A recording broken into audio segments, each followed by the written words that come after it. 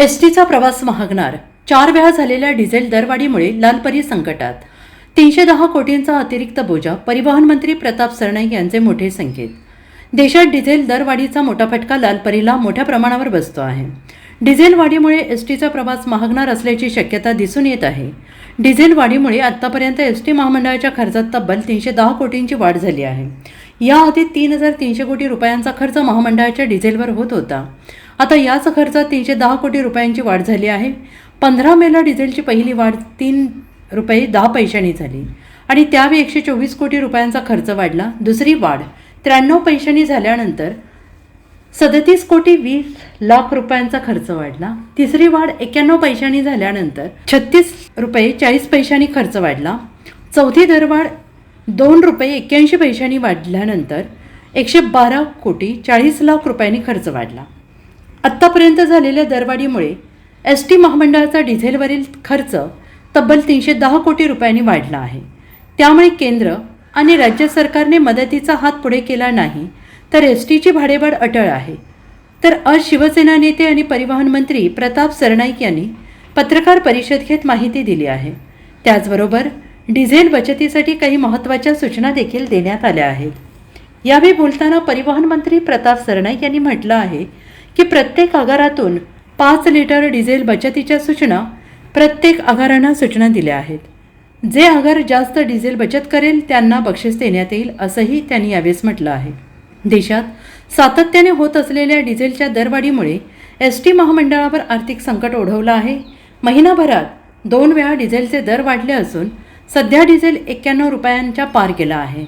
Diesel प्रति litre 3 रुपये 10 पैशांनी महागल्यामुळे एसटी महामंडळावर वार्षिक सुमारे 124 ते 125 कोटी रुपयांचा अतिरिक्त आर्थिक भार पडणार आहे. एसटी महामंडळ आधीच मोठ्या आर्थिक अडचणींचा सामना करत आहे. 1 एप्रिल 2026 या एका महिन्यात आर्थिक महामंडळाला जवळपास 76 कोटी रुपयांचा तोटा सहन करावा लागतो आहे. महागाई अशाच पद्धतीने वाढत राहिली तर एसटी महामंडळ जगवण्यासाठी आणि टिकवण्यासाठी भविष्यात प्रवासी भाडेवाढीचा निर्णय घेणे अपरिहार्य ठरेल असे संकेत प्रताप सरनाईक यांनी दिले आहेत. लिटर डिझेल हे दररोज बचत होऊ शकेल आणि त्यामुळे सध्याच्या डिझेल दरामुळे दररोज सुमारे 1 लाख रुपयाची आमची आर्थिक बचत होईल. यासाठी आगार निहाय डिझेल बचतीची उद्दिष्टे तातडीने निश्चित करण्याच्या सूचना मी आमच्या अधिकाऱ्यांना दिलेल्या आहे. ज्या चालकांच्या चुकीच्या पद्धतीमुळे म्हणजे किलोमीटर प्रति लिटर 10 लिटर कमी जर लिटरचा नुकसान होत असेल तर त्या वाहन चालकांना पण समुपदेशन करून योग्य प्रशिक्षण देण्याच्या सूचना मी केलेल्या आहेत. बसेसची दैनंदिन तांत्रिक तपासणी व दुरुस्ती योग्य प्रकारे केली तर डिझेल कमी प्रमाणामध्ये जळेल आणि त्यामुळे तिथेही आमची बचत होऊ शकेल. डिझेल बचतीमध्ये उल्लेखनीय कामगिरी करणाऱ्या चालकांचा सत्कार करण्यात यावा तसेच त्यांना प्रोत्साहन भत्ता देण्याची योजना चालू करण्याची मी सूचना आमच्या एसटी महामंडळाच्या सर्व अधिकाऱ्यांना दिलेल्या आहेत.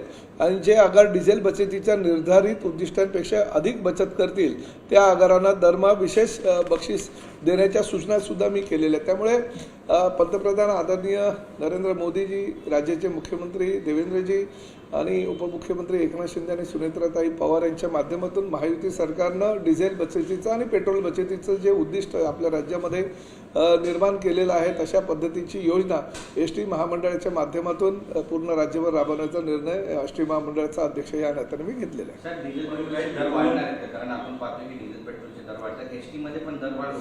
नाही बघा, डिझेल आणि पेट्रोलचे दर वाढत आहेत परंतु शेवटी आम्ही सुद्धा राज्य सरकारकडे काही बचतीच्या दृष्टिकोनातून किंवा ह्या वाढीमुळे एसटी महामंडळाच्या उत्पन्नावर जो आहे तो परिणाम झालेला आहे.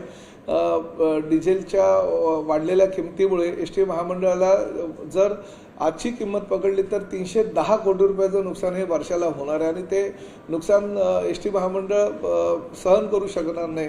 आजही जे डिझेलचे भाव आहेत ते काही स्थिर नाही आहेत. उद्या त्यामध्ये सुद्धा काही कमी जास्त प्रमाणात वाढ किंवा कमी होऊ शकेल.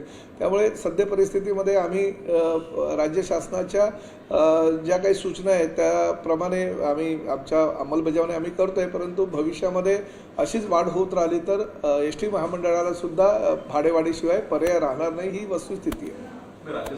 Bureau report SBN Marathi, Mumbai.